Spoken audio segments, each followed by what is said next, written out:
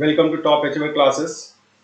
आज हम लोग इंग्लिश सेक्शन को टेकअप करेंगे जिसमें कि कुछ synonym antonym type of questions होता है, लेकिन आजकल कुछ ट्रेंड ऐसा भी है कि आपको वर्ड दे देता है, उसका ग्रामेटिकली वो सुटेबल है या नहीं और उसका यूज सही ढंग से सेंटेंस में हुआ है कि नहीं, ये क्वेश्चन पूछा जाता है। तो इस टाइप के क्वेश्चंस को भी एग्जाम में स्टूडेंट कैसे सॉल्व करता है, जो सक्सेसफुल कैंडिडेट है वो किस तरीके से सॉल्व करके निकल जाते हैं। इवन दो समटाइम्स आपको ये नहीं पता कि एग्जैक्ट मीनिंग क्या होता है, तो भी क्या हम निकाल सकते हैं कि नहीं निकाल सकते। All these kind of stuffs will be discuss here. और थोड़ा सा हम लोग देखते हैं। चलिए आज हम लोग देखेंगे एसबीआई क्लर्क की जो 2020 में इंग्लिश सेक्शन में पूछा हुआ क्वेश्चन है, उसको हम लोग टैकल करते हैं। इस वीडियो से पहले हमने पैसेज को बताया था कि पैसेज किस तरीके से सिर्फ ढूंढना है चीज को, जितना जल्दी आप ढूंढ सकते हैं उतना जल्दी वो बनता चले जाएगा। अब हम दूसरे सेगमेंट को लेते हैं। इसमें क्या है, इसमें हम लोग क्वेश्चंस को पहले लेते हैं, फिर हम लोग डिस्कस करेंगे कि किस तरीके से इसको हम लोग सॉल्व कर सकते हैं और एग्जाम में आप किस तरीके से सॉल्व करेंगे। Now move on to the question. अब हम लोग क्वेश्चन पे आते हैं। क्वेश्चन दिख रहा होगा आप लोगों को, यस। अब इस क्वेश्चन में देखिए कि क्या आपको क्या ये बनेगा कि नहीं बनेगा, क्या पूछ रहा है। इंस्ट्रक्शंस जरूर पढ़िए। इंस्ट्रक्शंस एक बार वो क्या है कि sentence given below identify whether the word has been used in contextually and grammatically correct manner। Grammar भी उसमें देखना है, ग्रामेटिकली भी यूज हुआ है कि नहीं हुआ है, क्या वो वर्ब के रूप में है, क्या एडजेक्टिव रूप में है, किस रूप में है, एट द सेम टाइम उसका कंटेक्स्ट के अनुसार उसका यूज हुआ है कि नहीं हुआ। तो इस ढंग से यदि हम लोग देखेंगे तो आंसर हम लोग दे सकते हैं। तो अब है क्या कि कैसे इसको आंसर दे, क्या है। तो चलिए तीन सेंटेंस दिया हुआ, क्या तीनों सेंटेंस में ये यूज सही ढंग से हुआ है।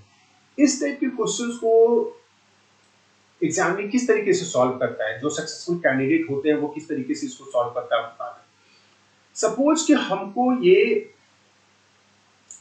इसका एग्जैक्ट मीनिंग नहीं पता, लेकिन ऐसा नहीं कि एकदम कुछ नहीं पता हो तो तब तो नहीं बनेगा, तब तो आप इसको छोड़ देने से ही बेटर है। हॉस्टाइल एक नेगेटिव वर्ड है, एक थोड़ा सा याद रखना है। यदि नेगेटिव सेंस दे रहा है, ऐसे मीनिंग यदि आपको पता है तो बहुत अच्छा होगा। लेकिन सपोज ये पॉजिटिव और नेगेटिव है, तो पॉजिटिव यदि वर्ड है या नेगेटिव वर्ड है तो हॉस्टाइल आपको थोड़ा सा ये वेग आइडिया रहना चाहिए कि वो नेगेटिव सेंस में है। तो एक तो यूज में हम देख लेंगे कि यदि पॉजिटिव सेंस में यदि यूज हो रहा है तो वो गलत यूज होगा, और ग्रामेटिकली तो ग्रामर यदि आपका थोड़ा सा स्ट्रक्चर भी पता होगा तो आप फट से उसको पकड़ लेंगे। तो चलिए हम लोग इस टाइप के क्वेश्चन को कैसे सॉल्व करें। अब क्या आता है कि हॉस्टाइल फट से पढ़ेंगे हम लोग को। हॉस्टाइल का मीनिंग है ही मेड हॉस्टाइल एफिशिएंसी अ की part of his budget plan. ठीक है, अब कॉमन सेंस लगाओ।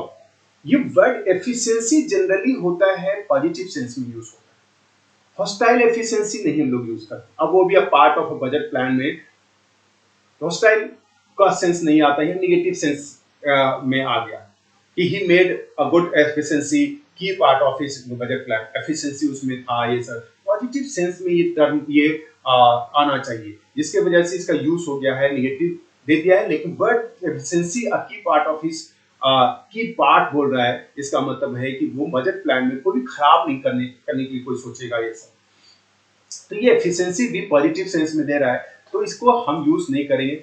यदि वन नंबर आंसर नहीं होता है तो इसका मतलब ए ये गया, बी गया। अब आपको 2-3 में आप देखें, यदि 2-3 में कोई एक यदि सही हो गया तो आपका आंसर बन जाएगा। ठीक है, और या ऑल ऑफ दीज।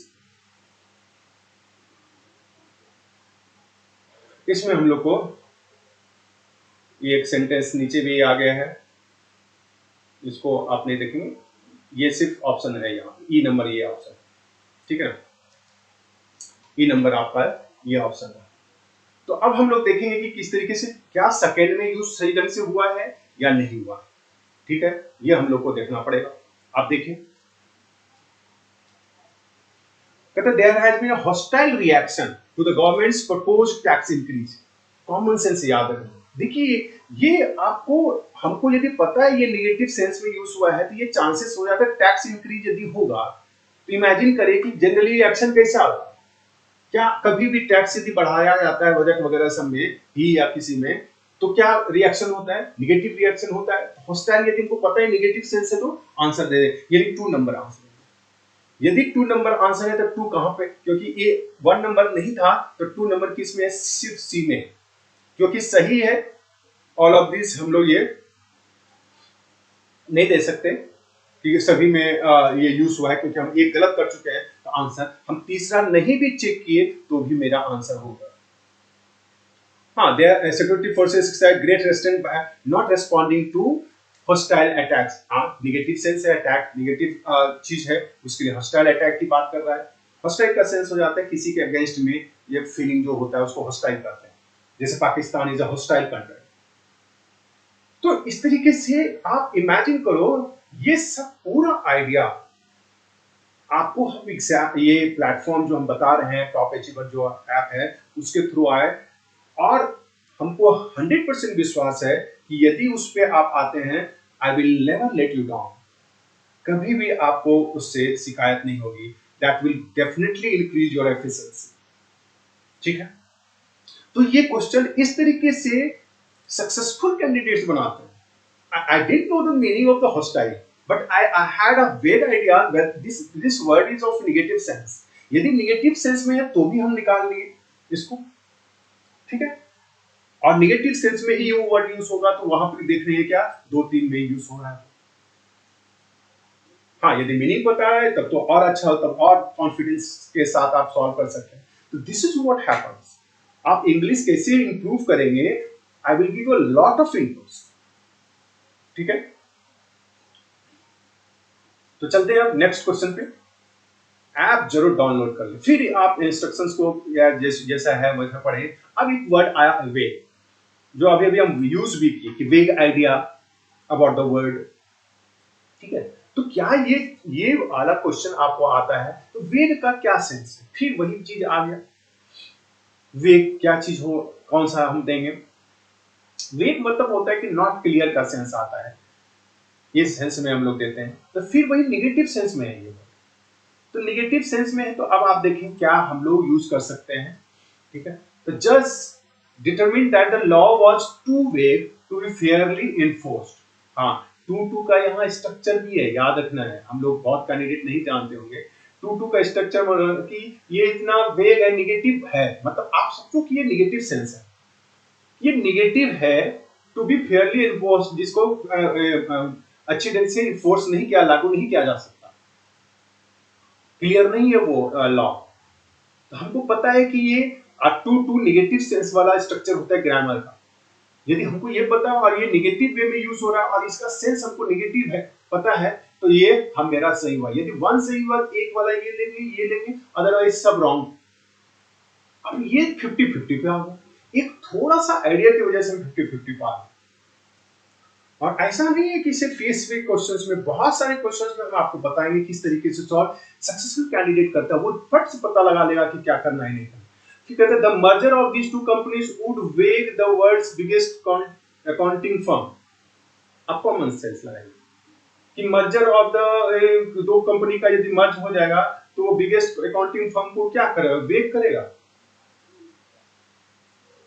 ये सेंस आता है, ये नेगेटिव सेंस में मर्जर से क्या ये ऐसा लग रहा है कि वो कुछ खराब करेगा। वुड वेग, वेग जनरली हम लोग वर्ब के रूप में भी यूज नहीं करते, उसको एडजेक्टिव के रूप में यूज कर सकते हैं।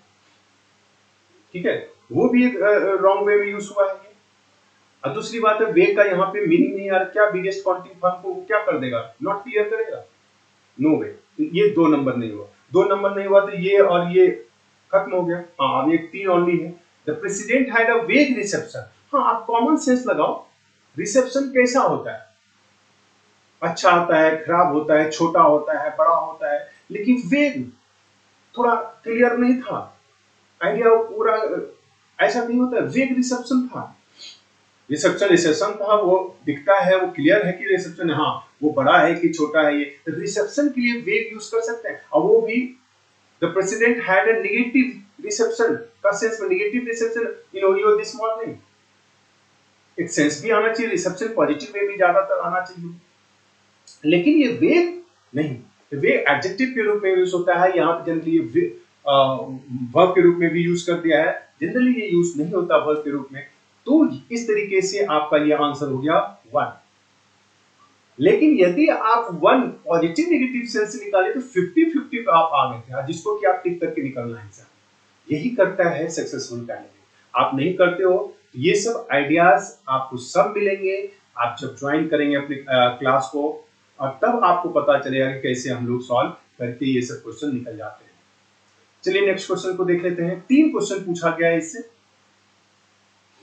ठीक है। अब ये 3 क्वेश्चन फिर आया एस्केलेट।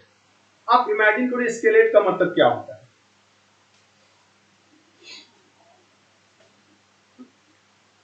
इसको आप नेगेटिव पॉजिटिव दोनों सेंस में यूज कर सकते हैं कि एस्केलेट का मतलब बढ़ाना होता है।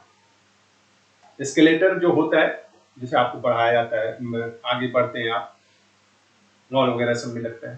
तो एस्केलेट का मतलब क्या होता है? The pedestrian was day walking when he escalated the busy street।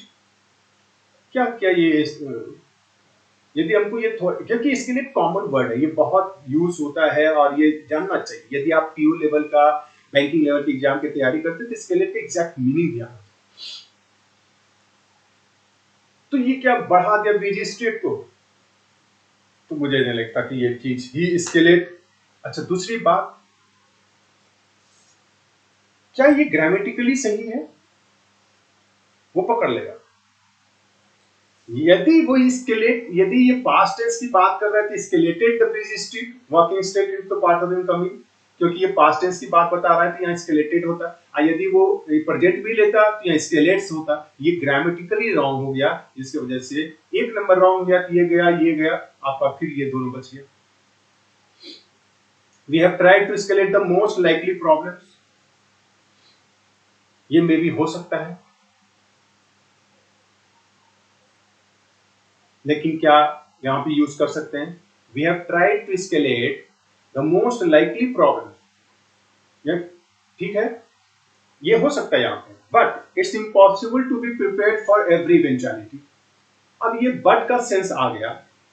यदि ये नेगेटिव है but it is impossible, negative sense है तो ये पॉजिटिव में भी होना चाहिए यूज।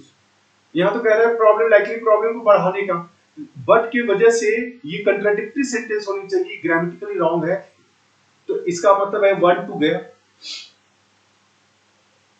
तो ऑल ऑफ दिस तो आंसर होगा नहीं। थर्ड हम इसी बिना चेक किए जाए, यदि आपको कंफर्म है कि 2 एकदम रॉन्ग हो गया तो 3 को हम लोग सही करके निकाल सकते हैं। हाँ, the decision to escalate UN involvement, हाँ यूएन इन्वॉल्वमेंट को बढ़ाया गया, has been made in the hopes of sweet end hostilities. इसका मतलब क्या है कि आपका ये थर्ड नंबर जो है ये आपका सही हुआ। ये तीन तीन क्वेश्चंस पूछे पूछे गए थे इस टाइप के वर्ड्स का, तो हम बताएं आपको कि किस तरीके से आप सॉल्व कर सकते हैं, और ये इसी तरीके से सॉल्व होता भी है। क्या आप ये सब क्वेश्चन सॉल्व कर पाते हैं, ये आपको सोचना पड़ेगा विद कॉन्फिडेंस। इवन दो कि हमको 2 वर्ड का मीनिंग भी नहीं पता था तो भी हम कर दिए। इवन स्केलेट का सेंस में यहाँ ग्रामर, यदि आपको स्केलेट का मीनिंग है तो ग्रामर की वजह से आप इसको एलिमिनेट कर दिए। तो ये चीज आपको समझ में, क्योंकि वो दिया हुआ इंडिकेशन दिया हुआ है कि ग्रामेटिकली वो नहीं होना चाहिए, ठीक है। तो आई होप कि आप लोग को ये समझ में आया होगा।